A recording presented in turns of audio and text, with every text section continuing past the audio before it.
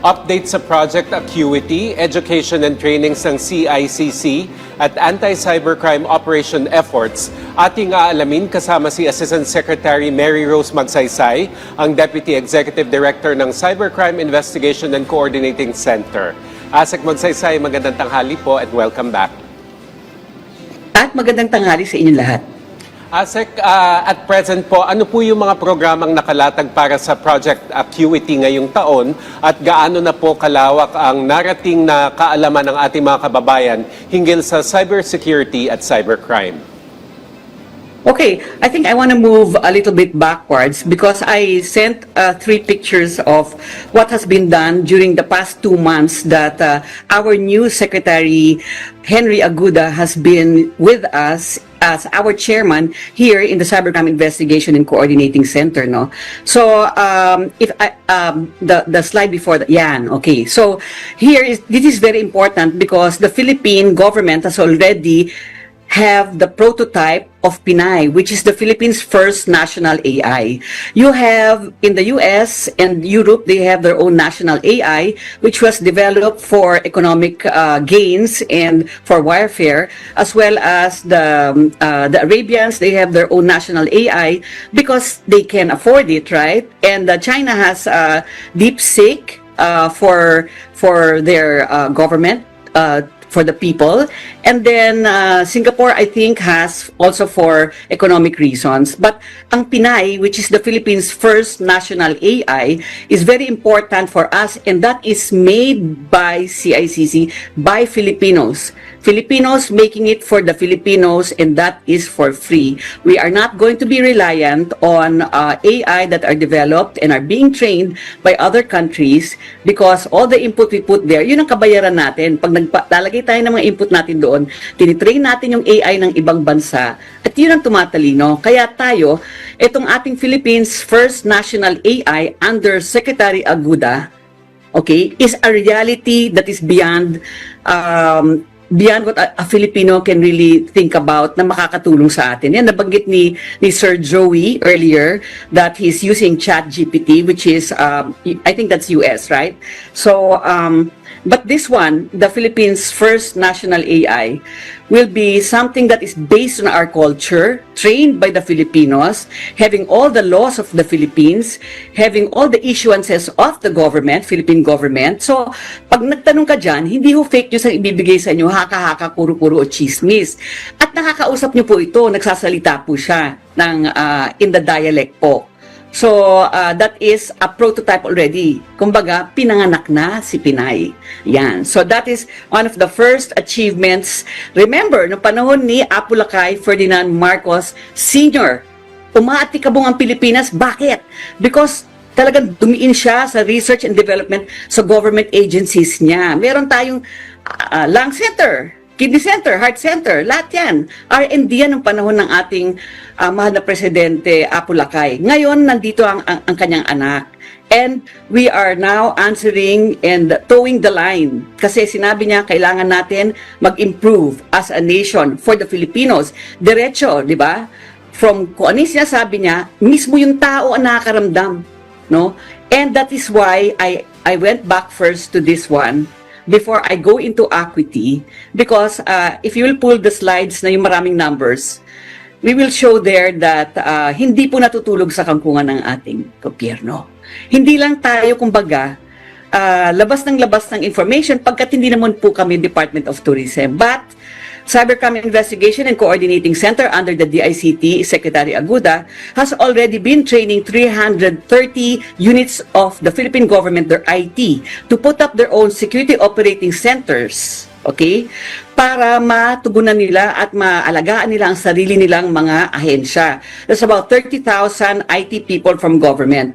Likewise, we have gone to 37 municipalities and cities with about 16,187 gidas po yan. Hindi po kami pupunta sa mga syudad-syudad o yung mga populous. Doon mas malayo, mas inosente mga kapatid natin at mas naloloko, nahihila sa mga kabalastugan, nare-recruit, naman loko, mag-scamming. Yun ang pinupuntahan mo natin. Pagkat binibigyan po natin sila ng mga kurso sa teknolohiya na paano sila magiging secure. Okay? Paano nila mahalin ang sarili nila At ang pagrespeto sa sarili ay magbubungad po ng paglagay ng datos sa mga computers at sa telepono na hindi dapat i-share sa ibang tao. So, kumbaga responsible use. So, ayan po yung tinuturo po natin. Kaya hindi po napapansinan pagkat nasa kaduluduluhan po ng Pilipinas ang pinupuntahan natin. And, likewise, meron po tayong 100 bilaterals with 100 countries. At doon po, ito po'y ginawa ng CICC, ayan po, para with DICT, with the permission of DICT, ang ating mahal na Secretary Aguda, pagkat alam po natin, Asia is the market and that the Filipinos has the best technologies when trained. So ito po ay parang nagbukas na po tayo, no, for technical cooperation po yan sa 100 bansa. Nung dumadalo po ang CICC, nung ginagawa ang Ad Hoc Committee of Cybercrime ng unang treaty sa cyber. So yan po, nagbukas na po tayo ng bintana para sa mga Pilipino, sa mga bansang to. Gumawa na po tayo ng AI na meron na po tayong prototype na gagamitin po ng ating mga on-board na mga government agencies at yung mga tao, nakakausap po nila yan. Kailangan nila service level agreement, kailangan na gumawa ng steps how to do things in the dialect. Tatanungin nila, ninanakawan yung kapitbahay namin, anong gagawin ko? So, gini-geolocate ho ng ating AI kung nasaan yung tao, sabihin niya, oh, merong police dyan, sa kabilang kanto, ito yung telephone number, hanapin mo sa ganun. Ganun ho ka-advance, no? So, yan po ay the Filipinos for the Filipinos, and when you go there and put there, kung ano man yung gusto niyo ilagay doon at itanong, tinitrain nyo ang sarili nating AI of the Philippine government. Because of research and development, we knew that hindi po sapat ang pera ng gobyerno para bili lang po ng bili ng mga tools at ng mga platforms. Kaya po, tayo po ay nag-R&D para in-house na po natin ginagawa lahat yan. At ang lahat po ng pinupuntahan natin, pati yung mga government agencies natin, nag-onboard po sa internally made learning management system. So 24/7 po yan, may access po lahat ng information at makakapag-aral po sila. At ang certification po na ini-issue niyan ay na-validate din po online. In-house din po ang pagkagawa. Now, there is another slide. I think you have, I want to show off, no? Dire-diretso na ito. Is yung ating second thing na nagawa in this past 2 months habang nandito po ang ating mahal na Secretary Aguda ay ang paggawa po ng Threat Monitoring Center sa pag-udyok po ni Secretary Aguda na tulungan po ang ating COMELEC na i-monitor po ang halalan. Kaya po si Commissioner Celis nagtaguyod at yes, ito po. Ang ating Threat Monitoring Center ay parang sanga po ng ating Cyber Response Monitoring System na in-house po ginawa dito ho sa loob ng CICC. Walang breach po yung mga yan. Lahat ng binabanggit ko pong mga R&D ng ating ahensya partnered with BNILD, with the LaSalle group of schools and universities and colleges. So sila po yung una nating na onboard na educational institution na tumutulong sa atin sa R&D. And ito po ay hindi lang po nag-monitor po ito ng proactive monitoring ng mga nangyayari ng halalan. Ngunit ginawa po natin kaagad, no? Within a few minutes, kumpleto po, kinikasing po yan. Pats pinapadala po natin sa kasama po natin, mga PNP na nandyan, kasama po natin. Andiyan po sa litrato, makikita nyo, andiyan po si Asik Aboy, ang aming coordinator dito sa CICC, na galing sa DICT. And andiyan po si Commissioner Celis, si Secretary of PCO, nandiyan po. Kaya po tumulong din po ang CICC dyan sa Channel 4 nung medyo kahulihan ng bilangan na. Pagkat active po tayo, no? Active po tayo, tumutulong internally, may DevOps tayong sarili, at marami po tayong analyst na in-house po. So, ayan po ang ating second na nagawa na very important in these past 2 months. And there's a third one. I think we can pull up the slide now. Is that now we have our own third slide natin. Yes, the third slide. Meron tayong cyber range nating sarili. And that cyber range now exists, no? Yung CRMS, ginawa po natin yan, awarded ng Development Academy of the Philippines, the Div Chief Salazar. And ito pong ating cyber range na nagawa po ay nakakapag-training na po tayo ng ating law enforcement agencies at ang ating defense people para po hindi na po tayo magbabayad pagkat mahal po ang bumili ng subscription ng ganito po ng cyber range. Pero yan po ay ginawa na po natin ngayon dito sa CICC. So kung titignan po ninyo, marami pong ginagawa ang CICC. So sa Acuity, pagpunta po natin sa mga kasuluk-sulukan uli ng Pilipinas, and doon sa mga nakapag-onboard na sa ating LMS, makikita po nila yung mga improvements natin, tsaka yung mga bago pa nating mga nagawang mga courses, and they can take it. So inaangat po natin sila. And with the 100 countries that we have, we can always promo the Filipinos. Hindi na lang po tayo basta-basta na mga ating mga pinakamamahal na nurses, doctors, caregivers, architects. Ngayon po, mga analysts, cyber analysts po ang ating hino-hone para matulungan muna ang ASEAN at susunod po ang buong mundo through this initial 100 countries po natin. Gusto ko lang unang Andiyan pa ba kayo? accomplishment na ni-report nyo kanina, si Pinay. So yung ating national AI. So sabi nyo libre siya. Kailan siya Yes. ma-access? Kailan po ang rollout nito at saan natin siya ma-access? Okay, the prototype siya, right? So within a few months, no, I am sure we will be showing to you before SONA. Diyan natin i-launch sa inyo. Ayan talaga. I owe it to our government channels. Alam ng mga taga-Channel 4 yan, I do not speak or show any of our projects to other stations. Inuuna ko talaga ang PTV4 at ang PCO at ang ating mga radio stations pagkat ang sabi ko, government is lead. Sa atin muna manggaling ang tamang datos at sa atin muna pakinggan the right kind of information. At syempre, ang uunahin po natin, ang pinakamaliliit na tao, sila muna po ang una natin bibigyan ng access para matulungan po sila sa kanilang day-to-day needs at kung anong kailangan nila malaman sa gobyerno at kung paano natin sila matutulungan sa kanilang pag-aral, sa kalusugan, sa kanilang addressing food security, and all of the things that the President wants to also tell them. At kung ano po yung hinaing nila, sasabihin nila sa atin. At ito po ipaparating natin sa mga ahensya. So that I promise you, give me a few months, but I'm sure before SONA yan, maglo-launch tayo dito para sa taong bayan. So, Asek, kumusta naman po yung mga inilunsad na trainings para doon sa law enforcers tungkol dito sa investigative collaboration, digital forensics, at interagency coordination? Masasabi po ba na equipped na tayo sa pagharap sa mga cyber threats? Okay, so napakagandang tanong yan. Initially po, kaya po na-invento po natin si Pinay AI. Nanaginip ang CICC na gumawa muna ng SOC in a box. And then naisip po namin, kung gagawa po kami ng 200 SOC in a box para maglatag muna sa 200 areas sa iba-ibang mga na-train na naming mga police people all over the Philippines, kulang pa rin.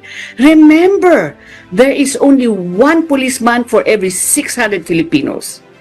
There's only one lawyer for every 2,500 Filipinos. That's why we needed to supercharge them.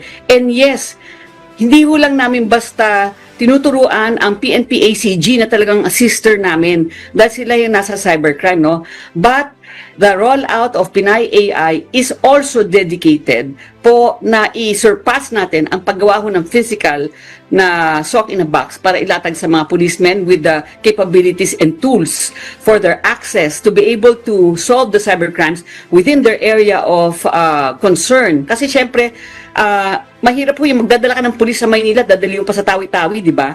Napakagastos po niyan. So, ito ho yung ating Pinay AI, tahi-tahi po yan na ang at the background po na ating tinutulungan yung taong bayan muna is that the government, the agencies that I've shown to you, 300 units, will also benefit from this AI, which is the Philippines AI, Philippine Government AI yan, national AI natin, sa atin yan. So, yan ang ititrain po natin. Asek, dun sa mga Ano ba yan? dinedevelop nating tools and technologies to combat cybercrime, na-take into consideration ba yung pinaka-common na cybercrimes dito sa Pilipinas? And Yes. if you may, ano ba yung mga common cybercrimes na Oh my God. na-encounter natin ngayon? Okay, so to give the public an update, no, kung ano yung mga sobrang uso. Remember, At the end of the day, each and every crime is almost 90% fintech crimes. Talagang pera ang inaasinta niyan. Bobolahin ka. Bakit? Dahil gustong dukutan yung bulsa mo. Gusto kunyari magkarelasyon sa'yo para kuhaan ka ng pera. We are talking about full-time fintech crimes all the time. And that is the warning to everybody is if you can please, wag nyo na hong idikit yung inyong bank account sa inyong cellphones. No? Every single app that we have, okay, in our cell phone, no, I will just show you, no, every single app that we have in our cell phone, no, ay, hindi pala kita, pero maraming apps tayo, di ba? Each and every app that we have in our cell phone has its own cloud, okay?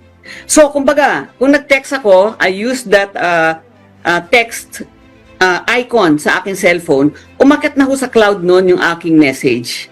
At kung Samsung or whatever ang phone ko, umakyat na rin sa cloud ni Samsung. Ang pinuntahan niya is an iPhone, umakyat na rin sa cloud nun. Okay? And then, viniber pa yung picture elsewhere. So, kung iisipin po ninyo, even all those icons inside your phone are talking to each other and sharing information. As long as an icon or a platform or a program is free, ibig sabihin yan, kayo po ang ano niyan, kayo po yung produkto, yung datos nyo ang produkto niyan. So, ilimit po ninyo, no? Ako naman kumbaga, gipitin natin sa impormasyon, di ba? On the demand side. Ano yan? Dan, demand and supply, di ba?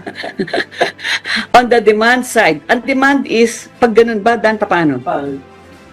Yung icons na yon, sila yung nagbibigay ng supply, right? So on the demand side, tayo mga gumagamit ng mga technology, yung kailangan na kailangan lang po ninyo para makapag-aral, go. Para makapagnegosyo, go. Yung sobra-sobra pa niyan, medyo tikim-tikim, tigilan po natin kasi hindi ho namin basta-basta nahahanapan kung saan ang galing ang breach. Pagkat ang isang datos na pumasok sa isang telepono na may katerban po dyan ng icons, pumupunta sa kung saan sa ang cloud. So hindi na po namin minsan alam kung saan ba namin maituturo ito. Dito lumabas yung datos mo, doon lumabas, dyan lumabas, dito lumabas. Kasi sa being an analyst myself, yun po yung pinag-aralan po namin na hindi lang po isang pinanggagalingan, hindi lang po ako yung nagpadala sa iba, hindi lang po ako yung nagpadala ng datos ko. Yung telepono ko, kinuha niya yung datos. Yung icon doon, yung icon doon, yung icon doon, pati yung mismong ginamit kong platform, sinipsip po ang datos natin. So, ang teknolohiya, kung makakatulong, gamitin. Kung hindi makakatulong, medyo hinay-hinay lang po natin. So, kayo po, besides the fact na tanggalin nyo po yung mga apps na hindi nyo po kailangan, no? Pagka may mga bali-balita na yung app na yon o yung programa yon merong breach, wag na po ninyong tangkilikin. Wag na nyo nang gamitin. Kasi kasalanan po natin yan, di ba? Tayo po ang nag-download niyan and hindi po namin kinakaya ng basta-basta. So, hindi lang po fintech crimes yung 90%. Siyempre, nandiyan po yung mga OSAIC sisain, no? Yung mga pagpapadala ng kakwartahan ka nga. Kumbaga, halos fintech crimes lahat yan. Okay. Kaya kung ayaw nyo maubos ang pera nyo, number 1, i-divorce nyo yung bank account nyo sa telepono nyo, number 1. Okay. Number 2, kung sakali man may bank account kayo na nangangailangan ng cellphone, yung SIM card nun, ilagay nyo sa iba. Or gumamit kayo ibang telepono na mamonitor nyo. Huwag nyo paghalu-haluin po kasi minsan nagsisip-sipan ng datos yan, di nyo na alam kung ano nangyari. And it's organized crime. And marami silang kwarta. And they will do everything and anything to get your money. So please take care, be responsible, love yourself, don't put too much there online. That is unnecessary. And if you are going to ask the questions, pag-launch natin kay Pinay, doon nyo tanungin yung totoong at tamang balita, hindi yung fake news. Okay. Yan, very comprehensive po ang ating pag-uusapan. Maraming salamat po sa inyong ibinahagi at sa inyong oras. Assistant Secretary Mary Rose Magsaysay, Deputy Executive Director ng CICC. Thank you, ma'am.